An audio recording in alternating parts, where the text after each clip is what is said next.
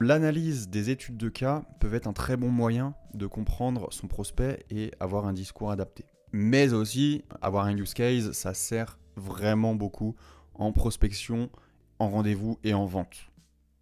On va le voir pourquoi. Brian Solis disait « Les témoignages et études de cas sont la voix de vos clients satisfaits. Ils inspirent confiance à vos prospects en prouvant que vos promesses ne sont pas que des mots. » Qu'est-ce que tu fais automatiquement quand tu veux déjeuner dans un bon resto? Tu vas voir les avis du resto, pas vrai? Sur Google. Tout comme le Café Luna. En fait, tu regardes si les clients ont été satisfaits ou non de leur expérience dans ce restaurant. Et en fait, ça te rassure s'il y a des avis positifs et du coup, tu es prêt à y aller. En fait, en B2B, c'est la même chose.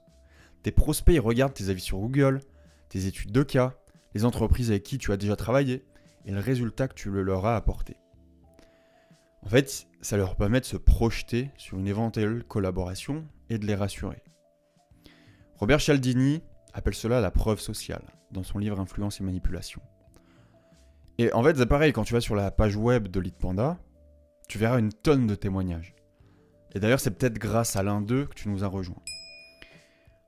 En fait, il y a deux choix. Tu as le use case, donc l'étude de cas, et le témoignage client. En fait, la différence, c'est que le use case, il permet d'illustrer une transformation détaillée chez ton client. Le mieux, c'est de le faire en vidéo. En fait, le témoignage, c'est un peu différent.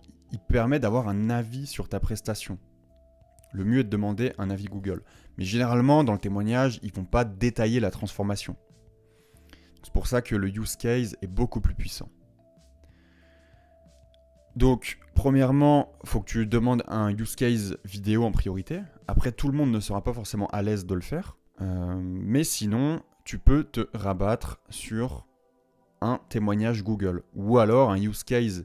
Tu lui dis de faire un use case écrit sur Google. Donc pourquoi les use cases sont très importants? Il y a 3 raisons principales. Pour la preuve sociale, ça va rassurer tes clients lors de la prospection et du closing, mais aussi ça va rassurer toi et tes commerciaux. En fait, ça va vous donner confiance en tes produits. Ça va te rappeler la valeur que tu apportes à tes clients et ça va te donner confiance pour aller prospecter d'autres clients. Et tu vas te sentir égoïste de ne pas prospecter pour trouver des nouveaux clients vu la valeur que tu as à leur apporter. Voilà, souviens-toi des transformations que tu as apportées à tes clients et des futures transformations que tu vas apporter à tes prospects durant ta prospection. Donc en fait, c'est ça, il faut vraiment qu'ils comprennent la transformation et que toi, tu aies conscience de cette transformation que tu amènes et que en fait, bah oui, c'est évident que je dois aller les prospecter. Ils ont besoin de moi. Regarde ce que je peux faire. Je vais apporter du positif dans l'entreprise. Let's go. En 2, ça va permettre de comprendre comment tu as impacté ton client, quelle transformation tu as réalisée chez lui. Et en 3, ça va permettre de comprendre la psychologie, le langage, ses désirs, ses problèmes. Et comme disait Seth Godin, les gens n'achètent pas des produits. Ils achètent des histoires. Ça, c'est hyper important. Les use cases, c'est un puissant catalyseur de vente parce qu'il raconte l'histoire d'un de tes clients que tu as aidé à atteindre sa situation désirée. Avec une telle preuve, ton prospect, il va se projeter plus facilement. Et ça va être évident pour lui de dire oui. Donc maintenant, comment on fait un use case? Donc, pour faire un use case vidéo, il va falloir que tu planifies une visio ou un Google Meet ou Zoom avec ton client.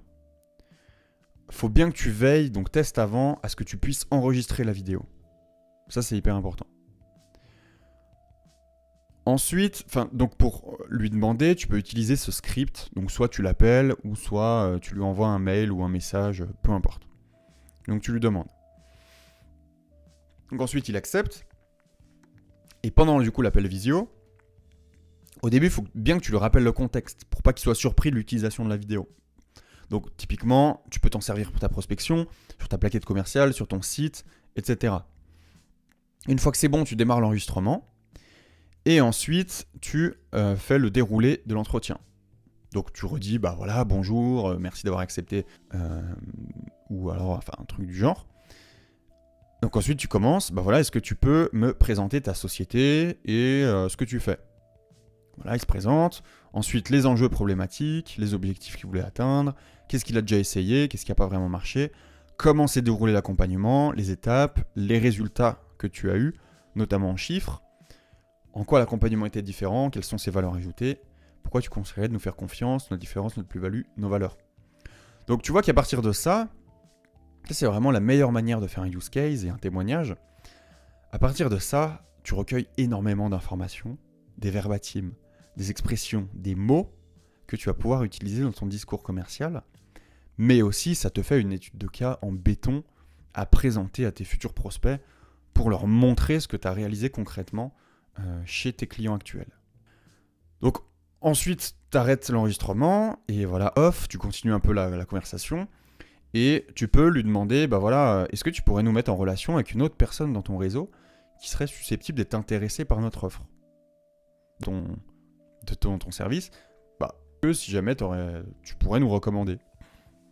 Comme ça, pour un potentiel client, donc c'est une stratégie warm.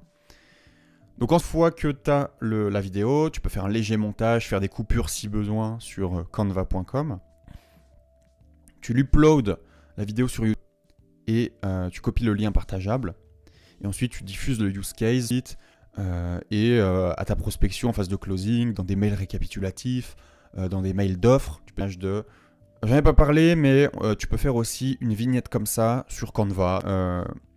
La photo, une verbatim, son nom et son poste et son entreprise. Voilà, c'est un format qui fonctionne bien. C'est une suggestion. Tu peux faire d'autres, hein, mais en tout cas, ce format fonctionne bien.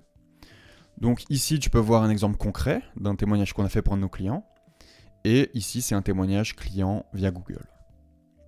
Donc voilà, là, je t'invite à demander un avis client à au moins 3 clients. Ils vont peut-être pas tous accepter, c'est pas grave. Mais il faut que tu aies au moins un minimum use case vidéo. Ça, c'est l'idéal. Et par la suite, l'idéal, c'est vraiment de demander un use case, un témoignage, pendant ton accompagnement. Typiquement, nous, si on prend des rendez-vous clients, donc au téléphone et on leur prend des rendez-vous dans leur agenda, on ne va pas attendre la fin de l'accompagnement. On va le faire au bout de 1, 2, 3 mois, qu'ils aient les premiers résultats et qu'ils soient au